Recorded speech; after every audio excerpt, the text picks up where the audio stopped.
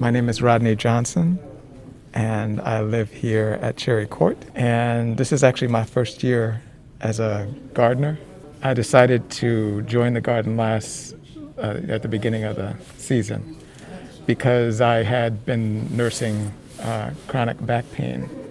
And last fall, for the first time, it broke, so I don't have any pain anymore. So I thought I would use the garden as a way to make my way back into physical activity and in a way into society and reconnect. Like I said, this is my first time. I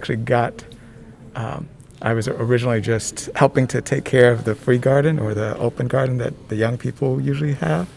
So I would go and water. That's how I was getting my exercise, is taking water and doing that. And then I got assigned a garden for the first time at the end of the season or in the middle of the season. So now I'm an actual official gardener now that I have been indoctrinated and I've, toted enough water and watered enough gardens. This is a green tomato. It reminds me of my mother and my grandmother by my maternal parents. And that was the first time that I learned I was served like fried green tomatoes. It's it's very signature item from the southern U.S. Basic basic things like cornmeal and salt and pepper but it's very tasty when it's fried and you get to share it. You can actually put remoulades on it. I've had people put like lots of spicy things on it. So it's really, really good. Very simple. And this represents the garden that this comes from our garden up the street.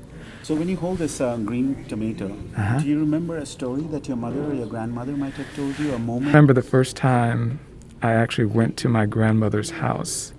We were going there to help her do some work around the house, repairs, and I went down with my uncles and my mom and dad, well, my mom mostly, and my uncles on her side of the family.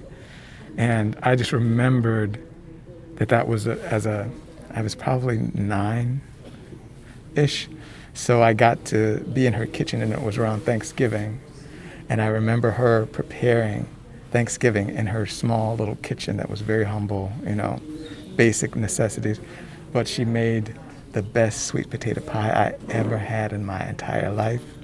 And ever since that day, I have been it was like she turned on something in me. I'm like, oh, food is good and it tastes like this. And I remembered her preparing a dressing, a turkey and dressing.